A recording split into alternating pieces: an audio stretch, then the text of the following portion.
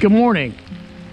Michael Masserang here again, and today I'm here on a really rainy day in Charlotte, North Carolina, actually in Matthews, which is south of Charlotte. And I was asked to come here by one of the spec builders that we work with regularly, one of the biggest spec builders in Charlotte that also works on residential construction, and asked us to investigate a potential foundation problem here on this home. And that's why I'm here today. The homeowner is not here, so it's a good opportunity for me to take some time to really show the public what exactly happens in a foundation inspection and how to interpret certain symptoms. This house is built in the late 80s, early 90s, somewhere in that neighborhood, and it's what we call a pier and curtain construction. And looking here at the porch, don't really see any symptoms of distress on the porch. The builder asked us to investigate these hairline cracks, and you can see here where we have some settlement as well as what we call lateral movement or shifting to the right. What happens in these soils, and we are in a drought in this part of the country. It's the first time it's rained in a couple months. It just happens to be today. But you get this shrinking and swelling of the clay, and it can move up and down or laterally left to right. And over many years, you begin to develop cracks in the curtain wall. But these cracks, generally a quarter inch is what the engineering community will use as a baseline. Timelines are also important. We don't really know the timeline, so based on what I'm seeing here, it looks like this movement has been occurring for several years, and a lot of times homeowners just don't notice that. We see this crack here right at the corner. This is what we call a shearing crack, and a couple of the bricks are cracked clean in half, which indicates more aggressive movement. And as we turn the corner, we can see this is pretty clean here on the right side if you're facing from the front. But here we get to this pilaster location, which is behind this vent. We see another crack. The brick is cracked in two, and you can see even some of the masonry is loose here. Certainly all these cracks are well under the quarter-inch threshold, but there's so many of them that this may be a good candidate for a potential deep foundation underpinning system. We see a crack here. This one is not as progressive, but you can kind of see that hairline crack is notable. So it's a total of 5 cracks. This is an interesting crack here.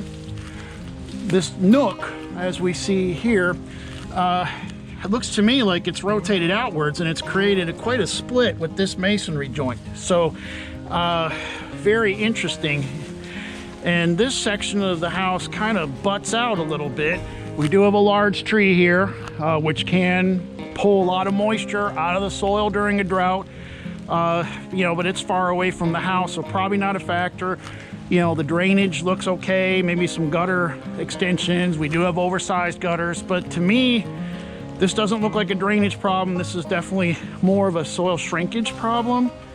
And it's always important to do a crawl space inspection as well when doing these types of inspections. A lot of the companies won't even trouble themselves to do that.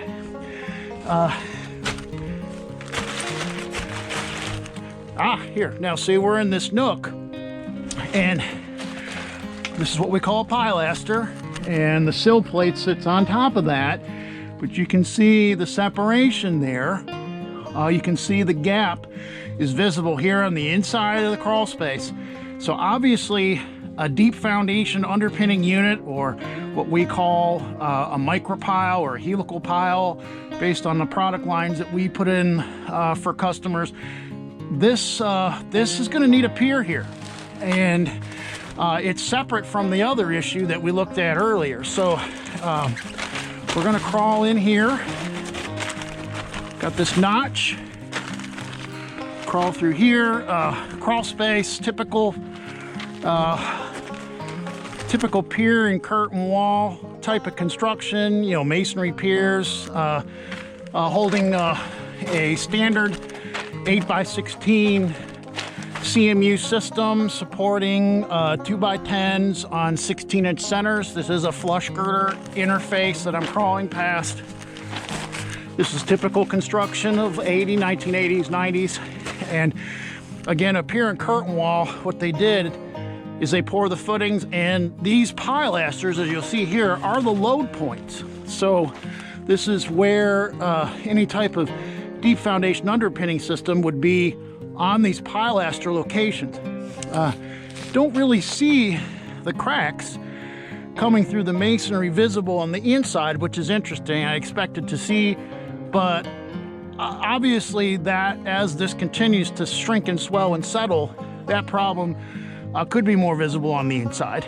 And considering there's so many cracks to interpret, we have a total of 1, 2, 3, 4 pilaster locations. And this here is the foundation of the porch. Porch looks clean. Don't see any cracks there, so we don't have any settlement. So based on what I'm seeing here,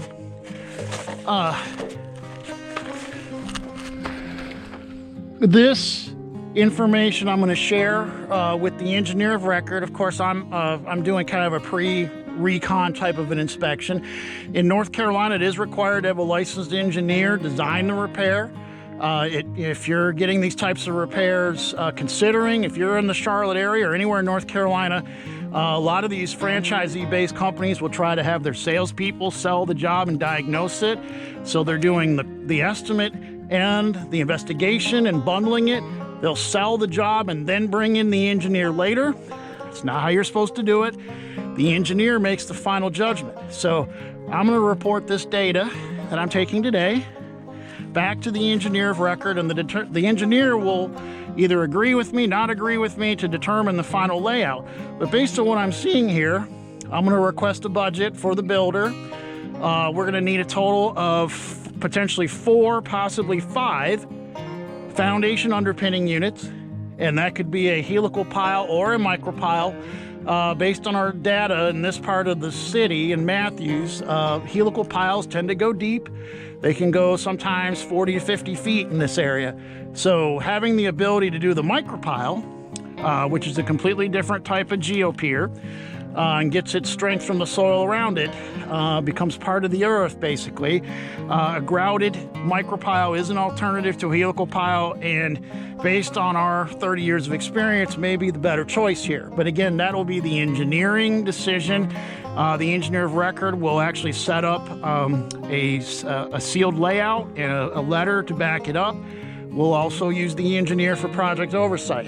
So my recommendation to the engineer is 4 to 5 units here to stabilize. As a matter of fact, we look closely here. Here's a crack coming in. So this crack does come clean through the curtain wall.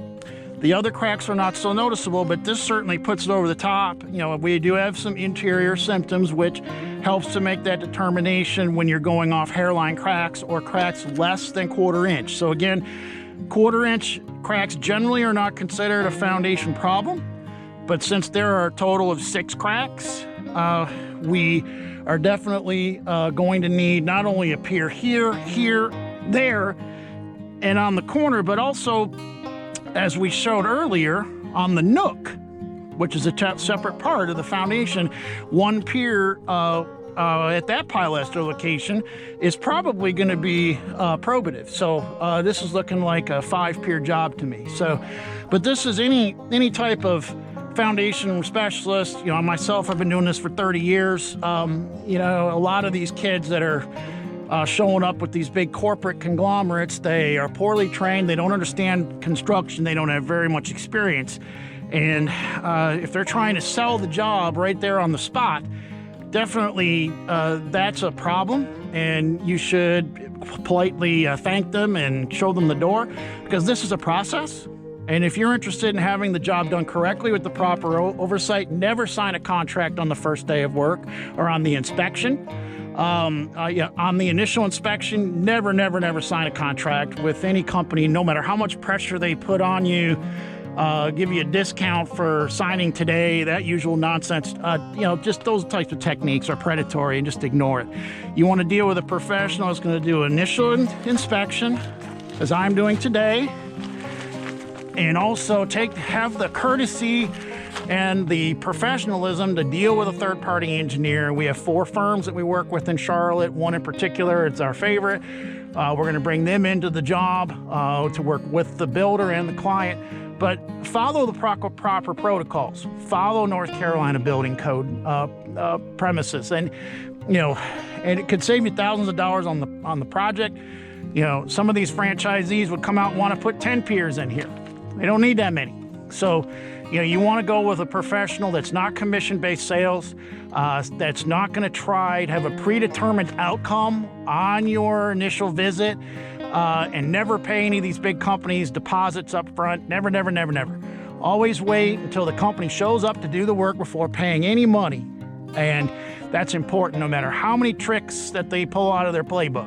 No glossy brochures, none of that nonsense. So, but if you're wanting more information on foundation repair and you want to deal with a local contractor that has been in the business 30 years, that's not affiliated with any of these franchises, then we'd be interested in talking with you to perform a professional inspection, work with an engineer, and do the repairs according to the North Carolina Engineering Board specifications.